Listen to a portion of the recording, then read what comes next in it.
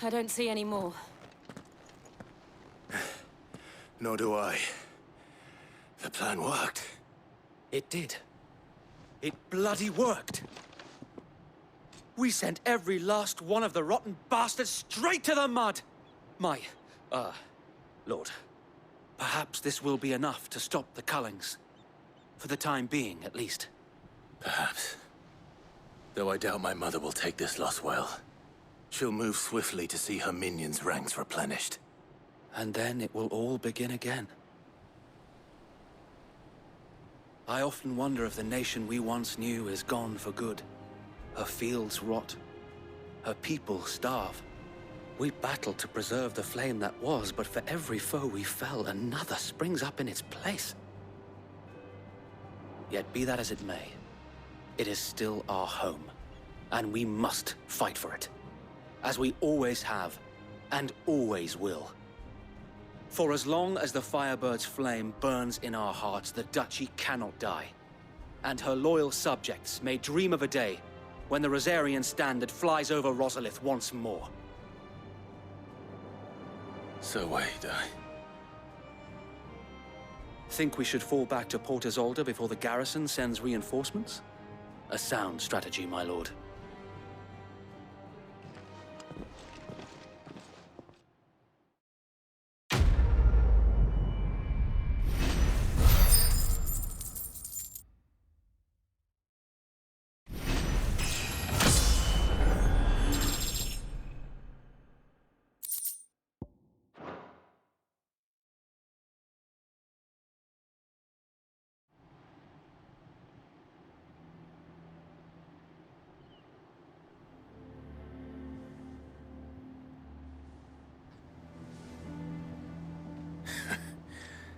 And how long has my uncle been funding you and your comrades' endeavors? Since the beginning. Lord Byron was the first person I turned to after forming the Guardians. And had I known of this tunnel back then, I wouldn't almost have been hanged by the city guard for trying to sneak over the wall. I suppose a formal request for an audience would have appeared suspicious. And appearances must be maintained. Were the Vice-Regency to catch wind of Lord Byron's involvement in our movement, they'd seize his estate and send him to the gallows, where he would be of no use to anyone. And so, though it sickens him to the soul, he plays the part of the loyal lord, knowing that one wrong move might prove his downfall. It is why he remains ever vigilant. Don't be surprised if he refuses you an audience, especially since you're famously dead. Then I will have to think of a way to prove that I am neither wraith nor wrongdoer. I might have something which could help with the latter. It's the mark of the Guardians. Display it, and those who love Rosaria will know where your loyalties lie.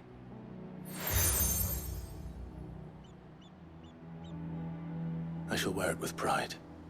Be sure that you do. I don't want my men attacking you again. Unless you deserve it. If only Sir Tyler could have been here to see you. Or the Lord Commander. Thank you, Sir Wade. If there is ever anything you need. I know. Go on now, my lord.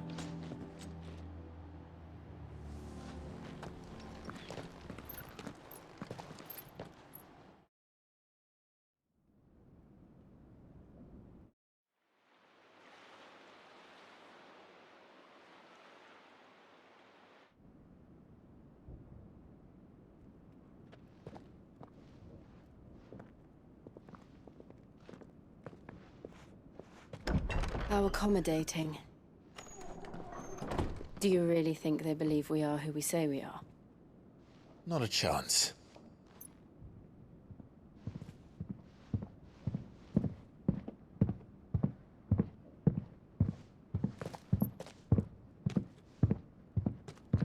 Right, I guess. My uncle believes we're imposters here to rob him. And means to string us up himself.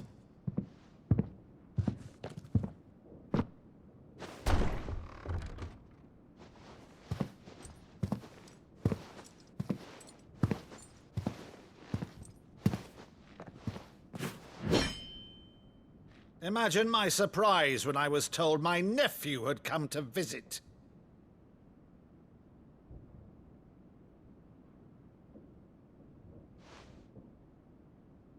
Clive Rosfield died long ago. And for uttering his name here, you shall pay with your tongue!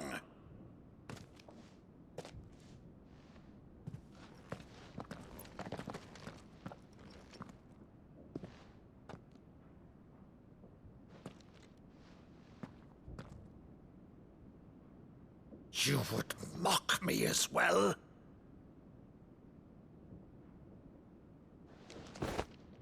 It is I, Sir Crandall of Camelot, loyal servant to her serene holiness, Saint Sybil the Unshod.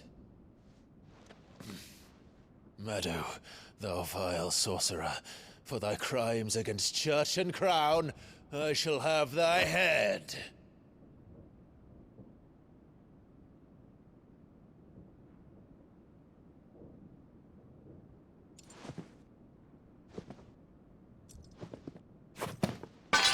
Curse thee, infectious flax wench. Even in death, must thou plague me still?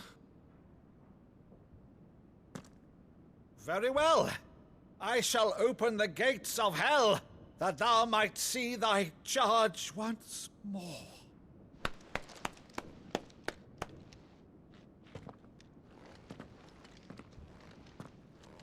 Bravo, Uncle. You're still the finest Meadow in the twins. Oh, Clive, my dear boy, it's really you.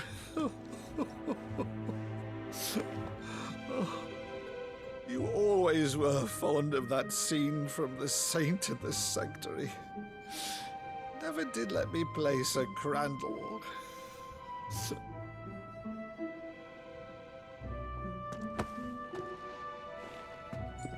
I have a favor to ask, Uncle Byron. Rutherford, inform the kitchens. There'll be guests. We dine immediately. But, Uncle... You can't very well regale me with the tale of your miraculous preservation on an empty stomach.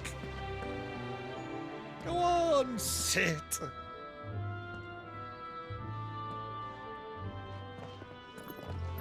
See that you use the good plates, Rutherford.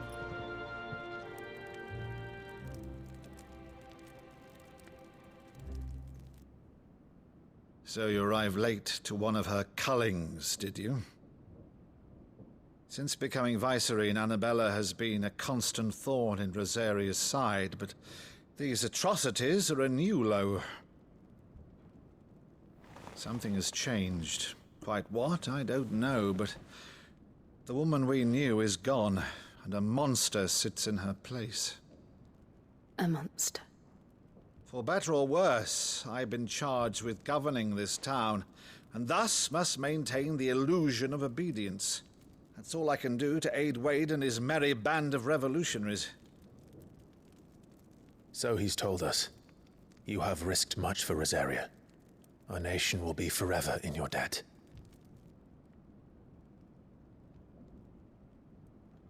It has been 20 years, Clive. The nation your father and your forefathers fought to defend is no more. Perhaps it would be otherwise had I the courage of my brother.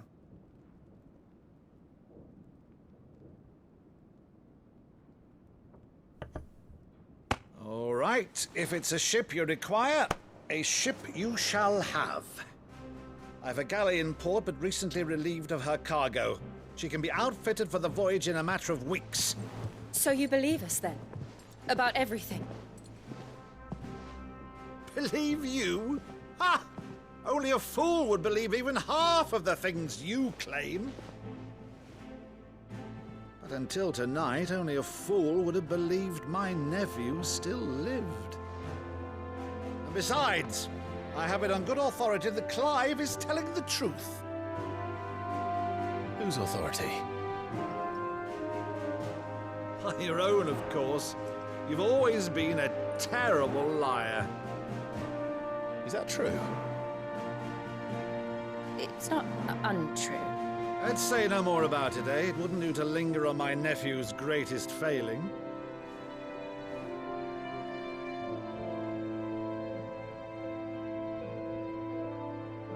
The one thing I cannot believe, though, is all this about you being Sid. You were always such a good boy, but now you're quite the outlaw. Which, if I'm not mistaken, would make me an outlaw's uncle. Right then, who shall we pillage first? Rutherford, fetch me my cutlass. This will be fun.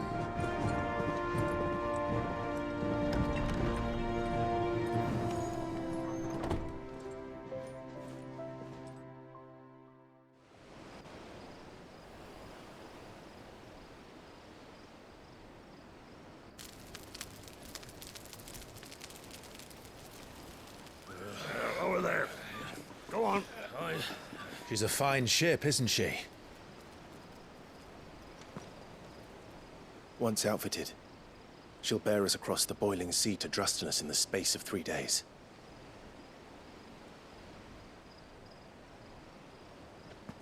Something on your mind?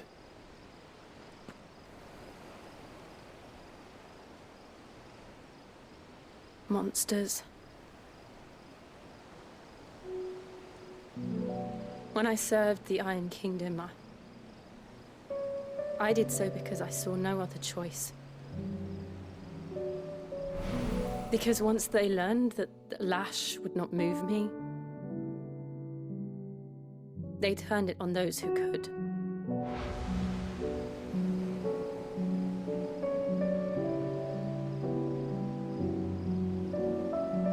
And so I became their puppet.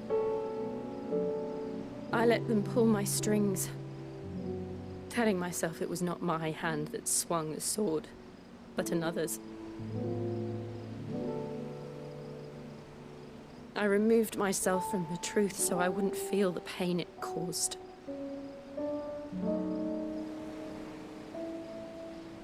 And before I knew it, I no longer felt anything. Anything at all.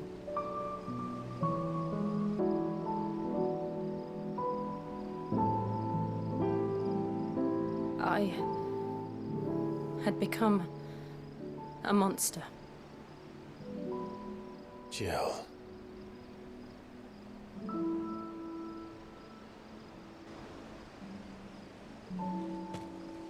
I don't want to be a monster, Clive. Do you understand? I want to choose a different path, a better path. To live on my own terms. But before I can do that, I need to come to terms with my past.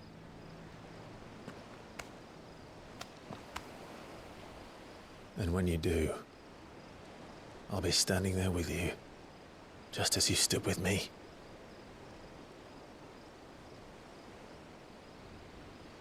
Thank you, Clive.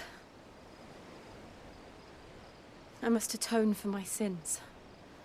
Only then, when it's done, will the monster cease to be. Just promise me that you won't die with it.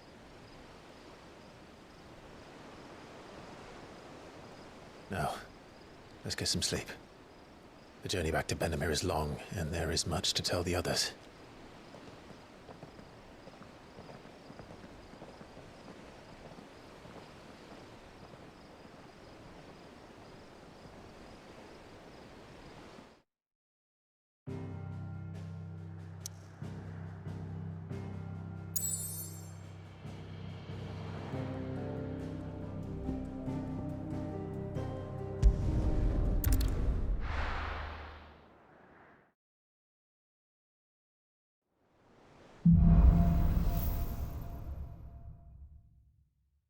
Only the Founder knows what awaits us in the Iron Kingdom.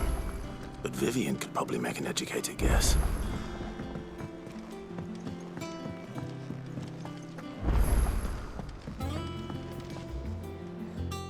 I didn't take you for a scholarly van.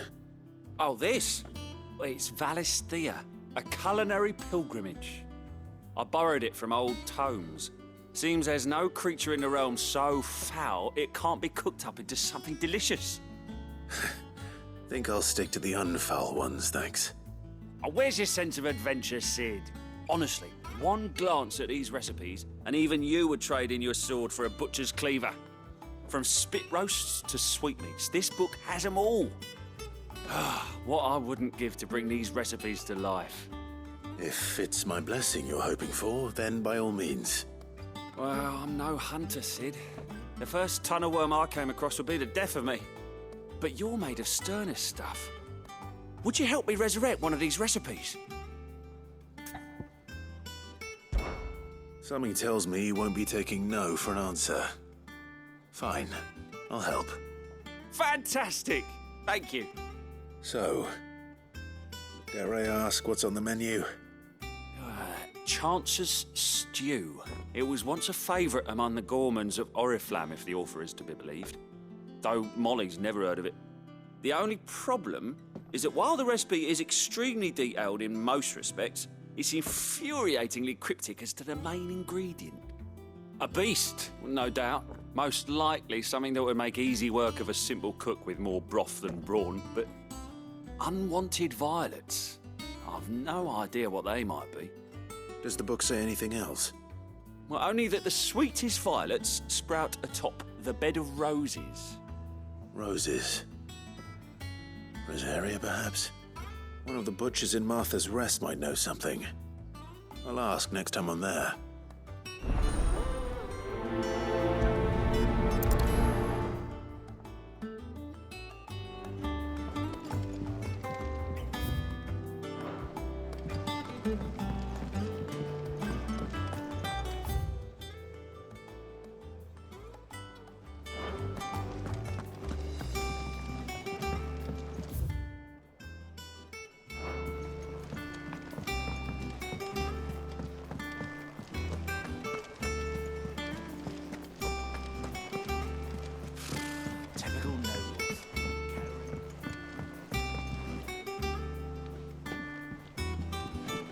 How did we never hear about these There are new Guardians of the billets being Flame? posted every...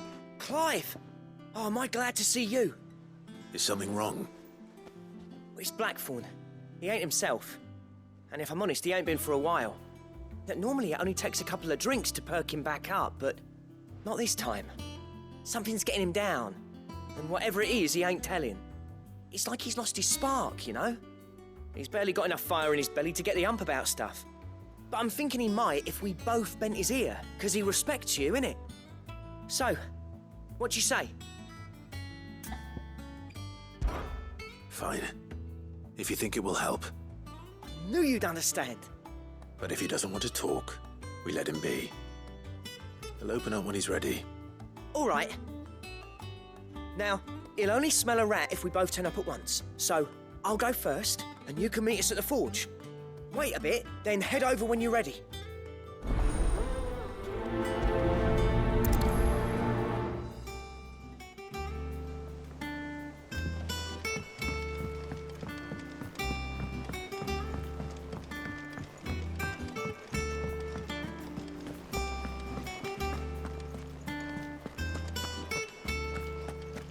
It will be over soon.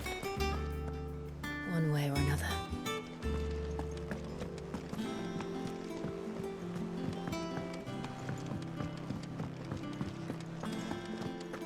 That monster's taken quite a liking to Lady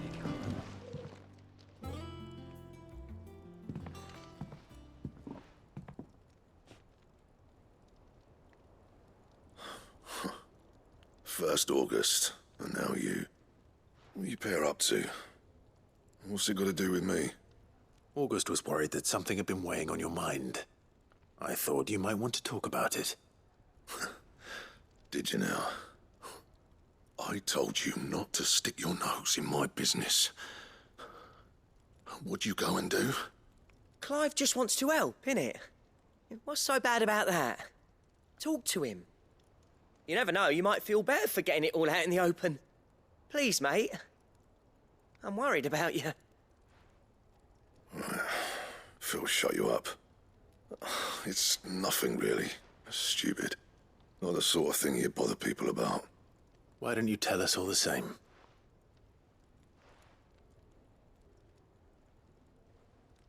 Karen and I have an arrangement. I keep an eye on Goots, and she shows me what the competition's up to. Interesting arms and armor, things like that. Anyway, the other day, she shows me a cuirass she's come by. Masterpiece of level work. Light, supple, and tougher than it had any right to be. Made my stuff look like heavy, clumsy shit.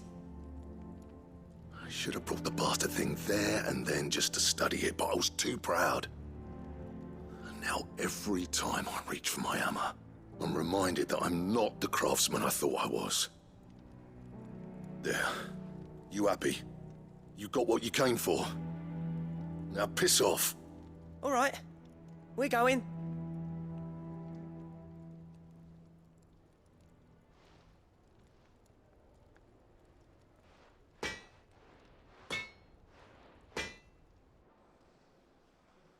I always thought of old Blackthorn as a bit of a force of nature. Like a storm cloud full of hail. Didn't think anything could rattle him. Least of all a stupid piece of leather. Blackthorn's always taken pride in his craft. Questioning it means questioning himself.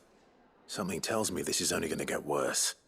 If he has doubts, it will affect his work, which will only add to his problems. We need to nip this in the bud. I couldn't agree more. He said he should have bought that cuirass. Perhaps we should track it down for him. Assuming you're happy to help, that is. Too bloody right I am. Glad to hear it. First things first, then. We need to speak to Karen.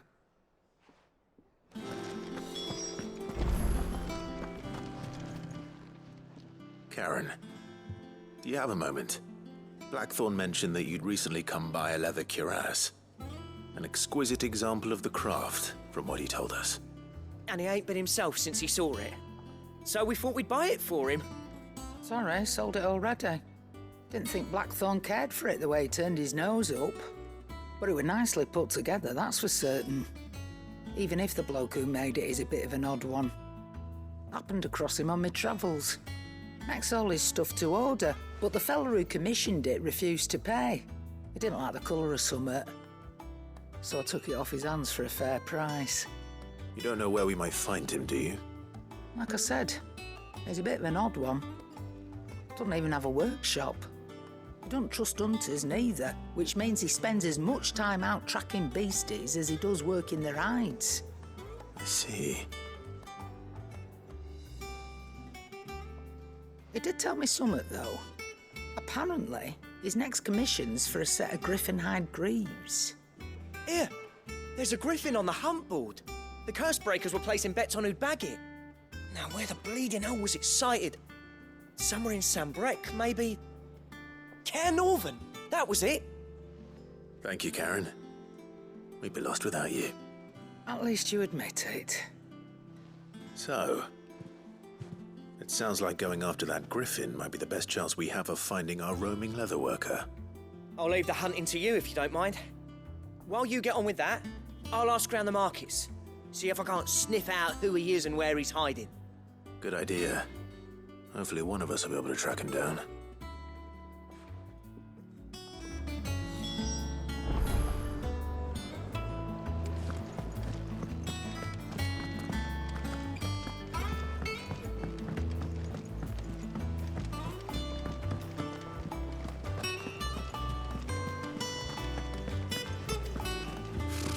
Typical nobles.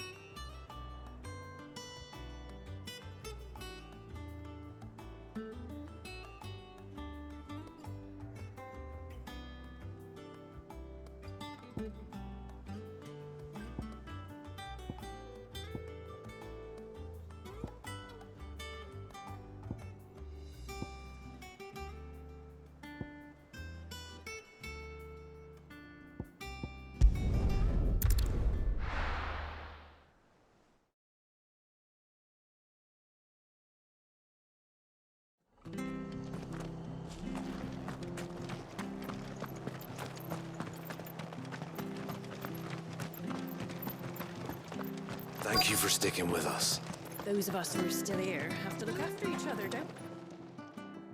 Ah, welcome. Times may be hard, but if you got the gill, I got the goods. What can I do you for? Unwanted violets, if you have them. Though I'd gladly settle for learning what they are if you don't. Why, I haven't heard folk call them that since I was a lad. You're looking for scorpion tails. Unwanted violets is what folk used to call them back in the day. They turn a wicked purple when you boil them up, hence the name. Used to chuck them in the pot when there weren't nothing else on offer, when there was a war on, that sort of thing. Thankfully, times aren't yet as hard as that. And even if they were, you wouldn't find anyone selling them these days. Do the scorpions still live nearby?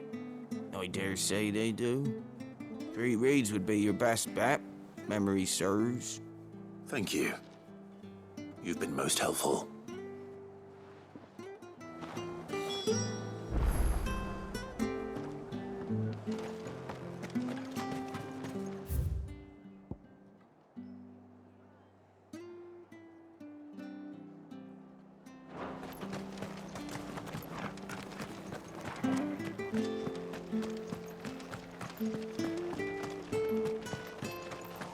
Stay sharp.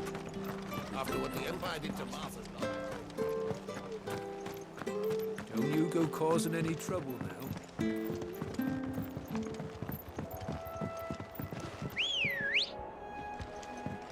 Ready, go?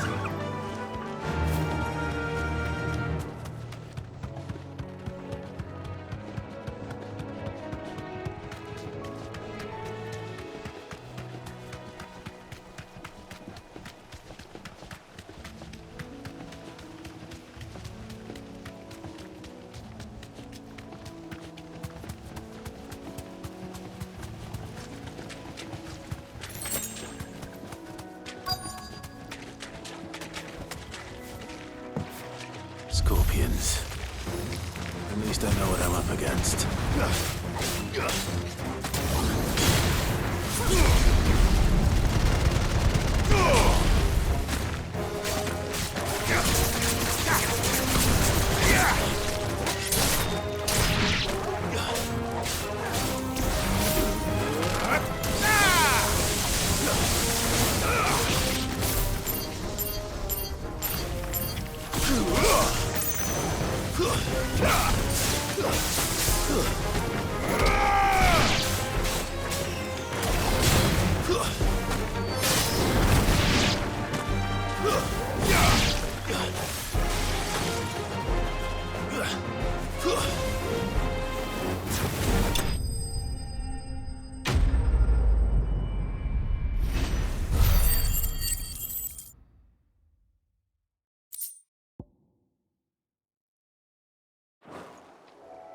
I better get this back to Yvonne before it goes bad.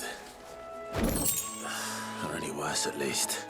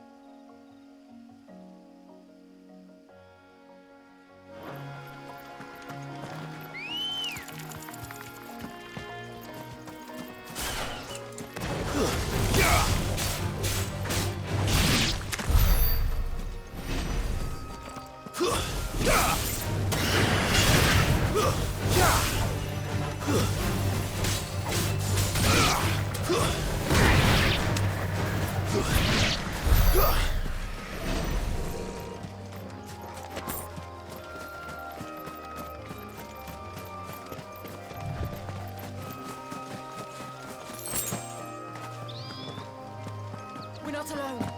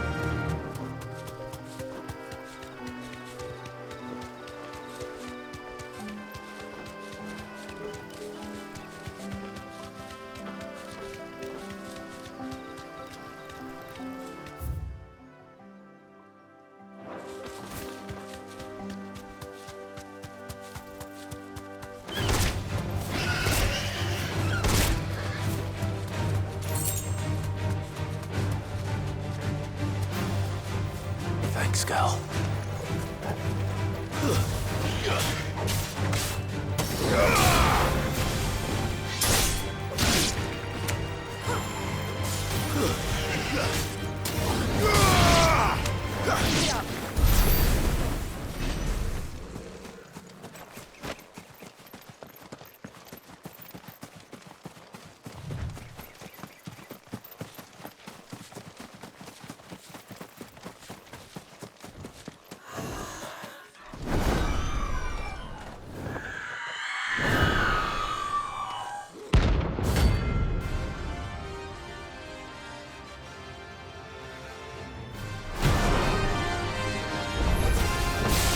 That's what I think it is.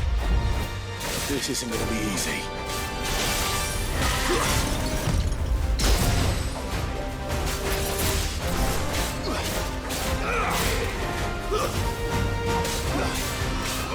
Too slow.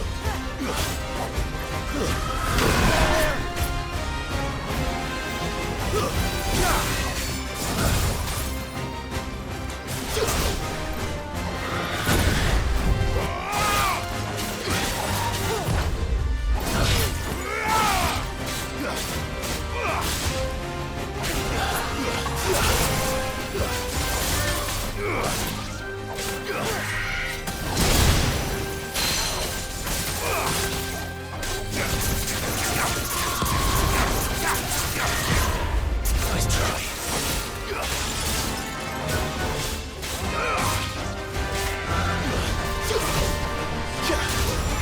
Give me thunder!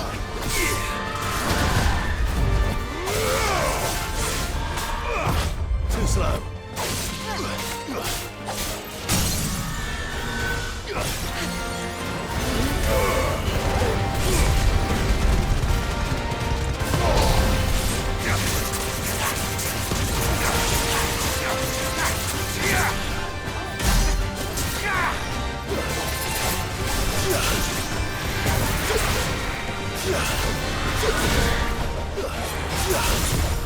Nice try.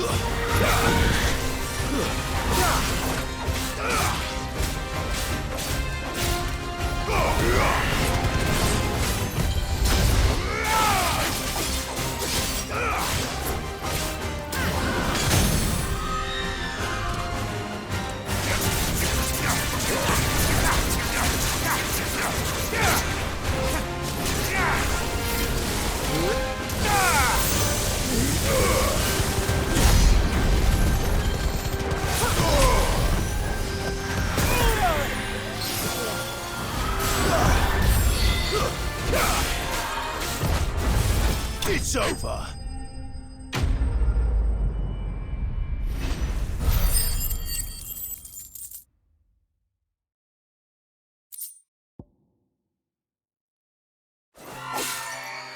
Rest well. I know I will.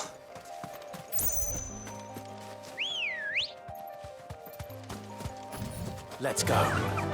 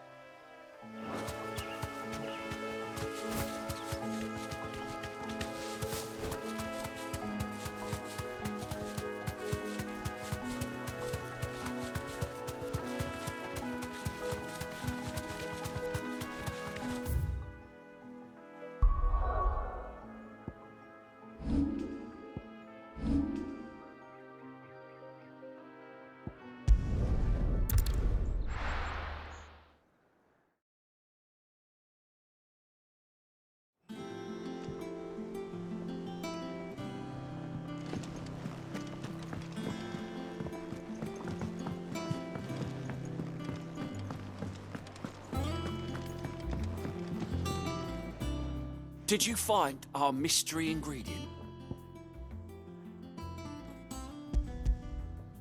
I did indeed. Marvellous! Let's see. What am I supposed to do with this? It's poisonous, surely. You wouldn't be wrong. But that's your unwanted violet. Into the pot it goes, I suppose. Wait here. I won't be long.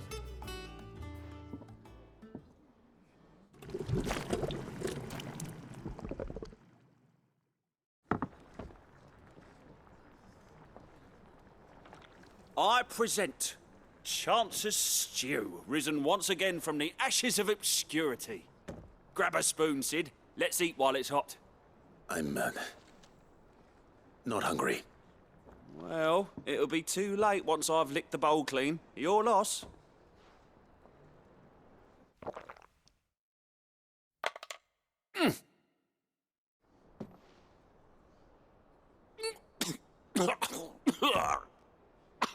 Odin's teeth. What an assault on the senses. It's like choking on swamp water. And yet, up through the pungency, there rise complex, meaty notes. It takes a moment to recover from such an onslaught of flavours, but never have I tasted anything so fine. Thank you, Sid. Thank you. You're, welcome. I must share this gift. I won't rest until a steaming bowl of Chance's stew sits before everyone in the hideaway. A single mouthful, and Molly will be breeding scorpions of her own. I'm sure she will.